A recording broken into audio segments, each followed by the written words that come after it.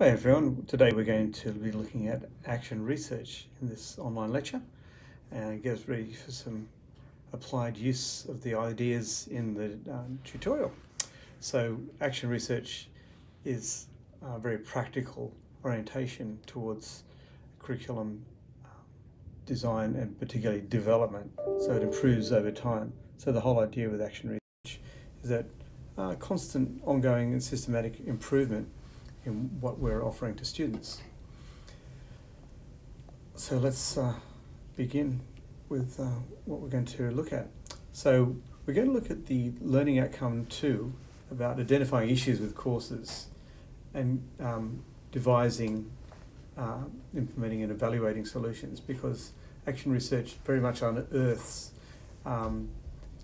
certainly what's good and strong and helps consolidate that and identifies weaknesses and has a process to improve those weak elements and make them stronger, but also continue to go on and find out what's happening as you do the ongoing evaluation. So action research is a cycle of action and research, finding out what's going on.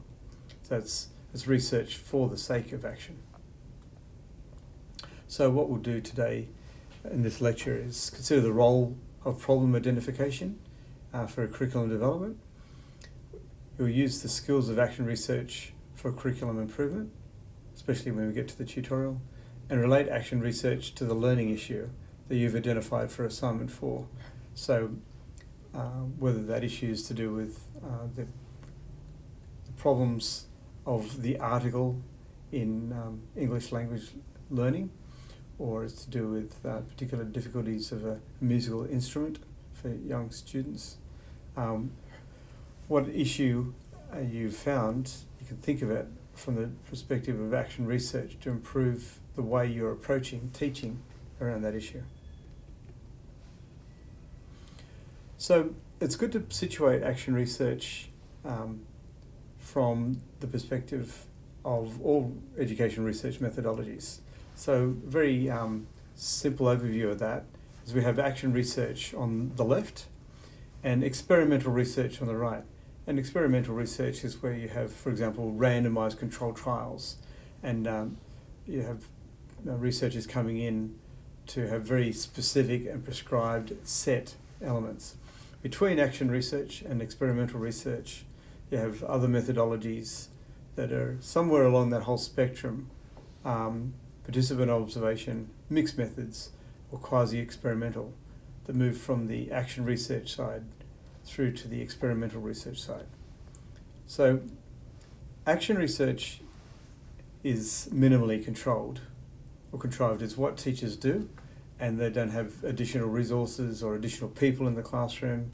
It's part of a normal teaching role, but it just has an intention and a process behind it. But experimental research is highly controlled and contrived. You have extra funding, typically researchers coming in, people looking at things either experimentally, well, usually generate numbers and have tried to go for large numbers of students, multiple classes, interventions.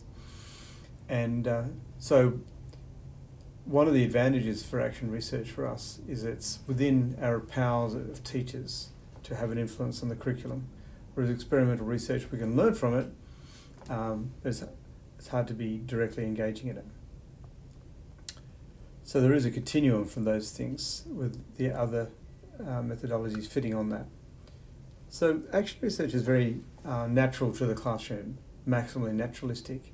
So because it involves what we do, it doesn't have a big influence on students' change in behaviours, whereas you could say that experimental research has an element which is minimally naturalistic, and it's a bit of a foreign intervention and can affect students in quite unexpected ways that are additional to the actual treatment being tried. There's a continuum for that. And experimental research, what is valued is it's maximally generalizable. So say, well, if it worked here, it should work anywhere else because we've controlled all the variables. Now, of course, that sounds great, except it's very difficult to have genuinely randomised controlled trials in education. There's all sorts of ethical implications, there's implications of timetabling, and it's hard to run things over a sustained period of time, so they're usually short and almost educationally insignificant.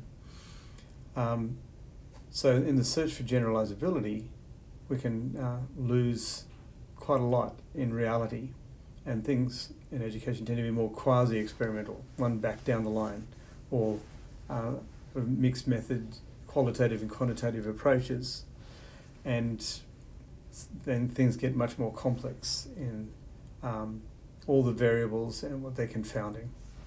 So in action research, by knowing that you are strongly influencing the environment, because it's very natural, it's part of your daily work, but also it can be maximally transferable, where teachers can tell other teachers about what they do, and other teachers can think, oh, I could adapt that and apply it to my context. So it's not generalizable, but a different criteria is to say, I could generalize if I understand what you've done in your context. I could think about it for my context and my students. So, because we're thinking about ongoing curriculum development, what action research shapes like is you can draw on different data sets for action research. That's your own reflection on the process to improve what's going on. You can also think of the data set that's influenced by colleagues and peer review and people observing classes or revising documents. You can also come at it from this perspective of students, and not just student evaluations, but observations, anecdotal conversations you have with students, their assessment results, and the marking you do gives you a lot of information about students.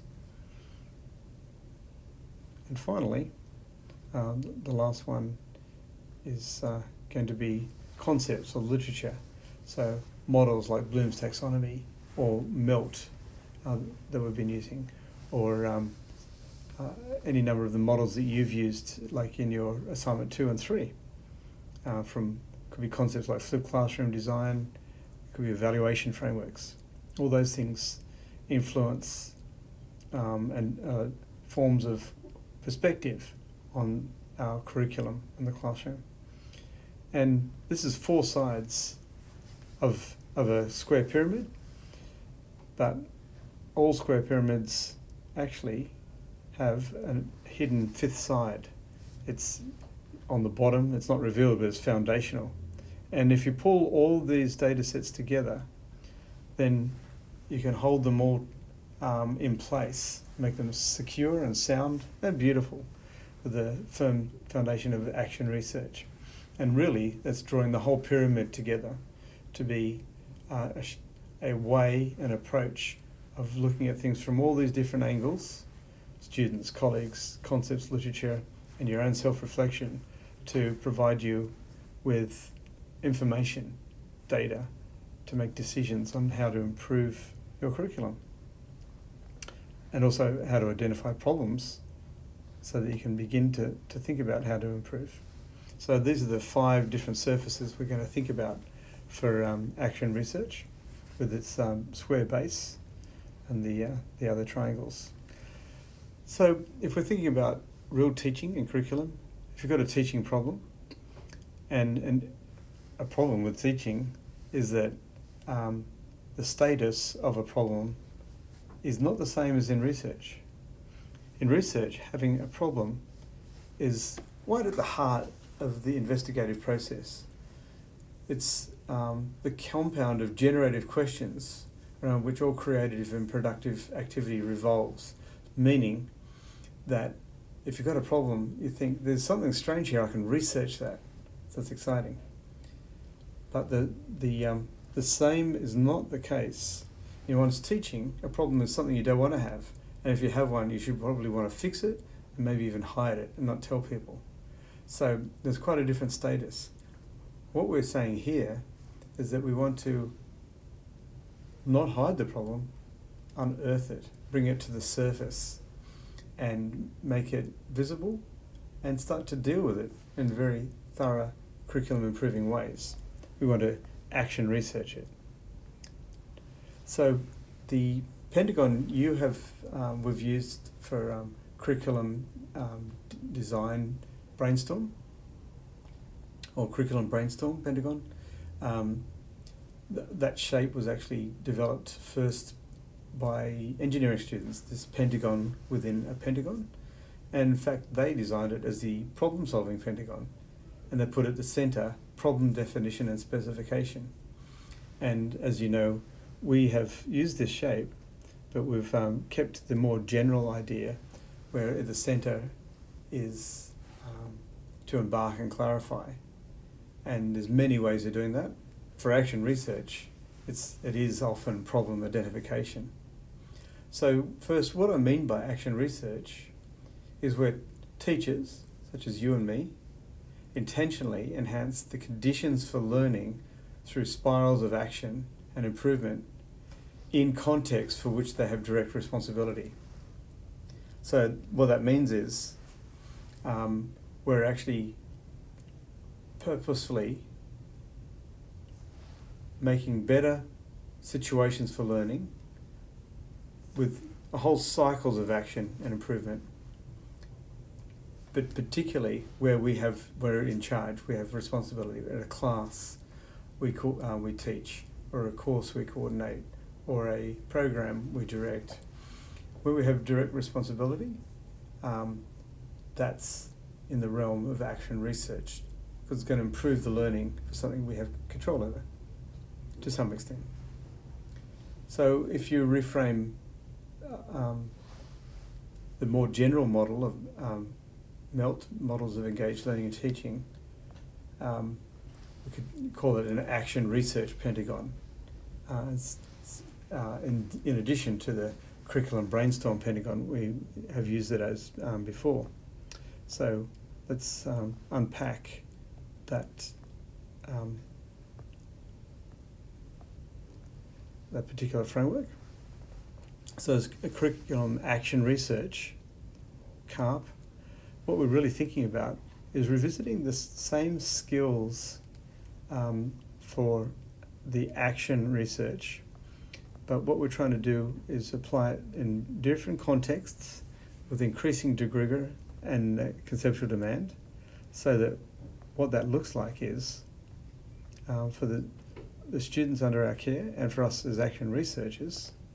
If I just control my iPad, you have a skill set that's true to MELT, and as you visit and revisit, the skill set spirals around and becomes richer and stronger and more powerful, more deeply understood, and more empowering for student learning. So we want to have this spiraling, ongoing relationship in action research for improvement, so things get better. So the facets of action research that you know from previous discussions of MELT, we have to begin somewhere, and often it's not just a beginning, but it's a re-beginning. We have to find information or generate data that's relevant to how we've begun, to evaluate and reflect on the process. So evaluate data and reflect on the process. We have to organise the information we have, and it might be numbers, it might be words, it might be visual, it might be all sorts of observations. We have to organise that and manage our action research process, which as teachers implementing a curriculum is not easy.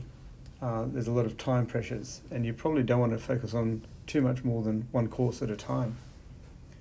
You have to analyse so you can see from that data what are the new problems emerging, and synthesise things so you develop an understanding of what's happening, and communicate and apply, and communicate often to a colleague next door or to the students in the class or the next class, and then that communication can go much further afield, as we'll see. So like with the curriculum brainstorm, when in doubt, go to the centre. embark and clarify. What are you trying to do? What's the problem you're solving? And are you actually solving that problem in the whole process? So the action research process then becomes that you want to identify a problem or articulate a question, find a solution, because there might be one that could exist, or generate a solution. You want to evaluate others, things like solutions and sources, or evaluate your own. Organize the implementation, and with all the management issues and time. We want to analyze the data that emerges and synthesize it into fresh understandings, and communicate and apply findings to different audiences depending on what's going on. For identification of problems, you might start quite simply with action research. You might use one of those reflective surfaces in the pyramid, like student evaluation or students' scores in tests, or you might use multiple, so you could bring in colleagues' perspective, literature perspective, self-reflection. And so with action research you can start small and contained and make it grow bigger and more rigorous over time. In terms of find and generate, you can just imagine potential solutions first, and you become increasingly scholarly over time to add in more ideas from the literature and what other people have done and what could be done. So you want to evaluate sources, at least at the level, are they appropriate for the task? Are they, are those ideas relevant to what you're doing? But you want to head and more think about how credible are these ideas? What's the evidence base? And how commonly are other people using them and evaluating them? For organisation and management, you want to start small and just with one course, one class, one tutorial. But over time, you might explore it with additional classes, maybe other colleagues, and let it grow over time, but no rush. For analysis, you might start with very anecdotal evidence and analyse that, and move to qualitative or quantitative and the analysis of that, and then eventually bring together the qualitative and quantitative, and in that synthesis of what's going on, form a deeper sense of understanding and trends or themes.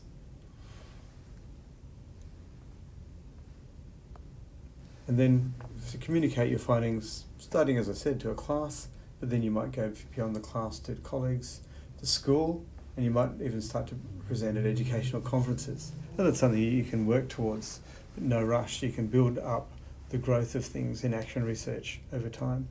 And you fine-tune your question. You don't have to start with a question and then stick to it. You're often changing it over time to fit your learning, and new things emerge. So we must make sure that when we embark and clarify, we head in that direction, but then we're using the other facets and learning to actually guide what's going on. So, as I said, we can identify the problem with anecdotally with colleagues. You could also use pre-test, find out what students are like beforehand with a diagnostic. You can have the formative assessment, because that's giving them feedback for improvement, but you also got evidence of how they're performing. And of course, summative assessment is a great way for students in a previous course, how they're coping for a new course, or there's a range of ways we could use summative assessment for identifying problems. Evaluation of course or program, whether that's focus groups or CELT data, things like that. And a whole review, of course, where you get external people in to look over things. All these ways can be helping us identify problems. Of course, drawing on the literature at relevant points, and increasingly so, to add the rigour and sophistication of what's going on in your country or around the world, that helps us understand what the problems are. And that's what I've asked in assignment 4, is that you choose something that's almost anecdotal, an issue of concern that you've seen, whether as a teacher or as a student, and then also look in the literature for that issue and find out how many others, well, not how many, but that others have had that problem. And so you've got your own basis and the literature to say why you're looking at this issue in your curriculum design. So when it comes to find and generate, of course, what you can draw on to devise solutions is start simple with your imagination, and then it builds in rigor, collegial conversations, suggestions from evaluations, from student evaluations, recommendations from others reviewing your course, again from the literature, of course, and the synthesis, your own synthesis of the literature. And then when we've got that ideas of potential solutions, we want to, in the implementation, think about the evaluation and as well reflect on the whole process. So of the solutions, which one would you actually trial first? Because you might have multiple versions. What criteria would you use for selecting the solution? So those are some of the evaluation questions you can ask first, and then later on, another set of evaluation questions as you spiral through about the actual implementation. For organise and manage, when you're implementing the solution,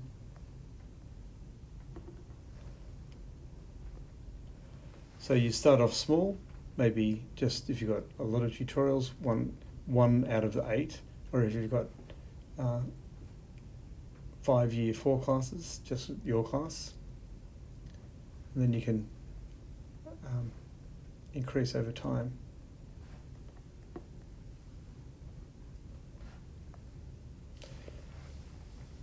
So we can have short-term trials, and we could, for example, trial problem-based learning in the last few weeks, see how that's going. But increase in size and time as you grow in your expertise and understanding and fine-tuning of the question, knowing what you're looking for, you can grow. So you can involve colleagues and bring them in and have them as part of the conversation, evaluation, but also implementing as well. So you're really growing the whole thing in your school.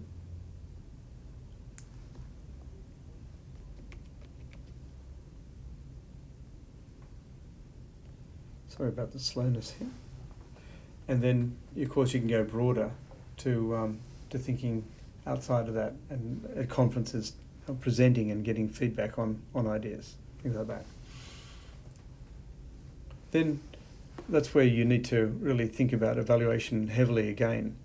So this is not a linear process. So to evaluate the implementation and the data you've gathered, again, anecdotal. How many students reached a prescribed criteria is often an important evaluation strategy. The CELT data, interviews, if you can have focus groups or interviews with individual students, is good. And so you might use qualitative and quantitative data together to give you deep understandings, also called mixed methods research.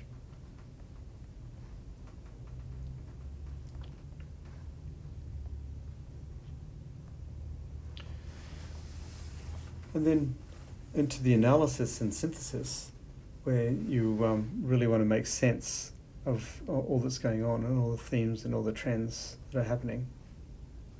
And where in the analysis and the synthesis, the analysis shows you the trends and the themes that are happening. It's so important, where you understand how the curriculum is working, what it's doing, and you synthesize really two things. One is what to keep and what to improve or what to remove. You come up with an understanding based on all that data on the implementation of what's worth it, and new cycles of action as you simultaneously communicate to all those audiences I mentioned before, starting with students so they know what's going on, And students often appreciate a teacher involved in a process for curriculum improvement and applying the things they're learning directly straight away. So that gives you an overview of curriculum action research in terms of the 6 facets of MELT. And what we'll do in the tutorial is think about the application of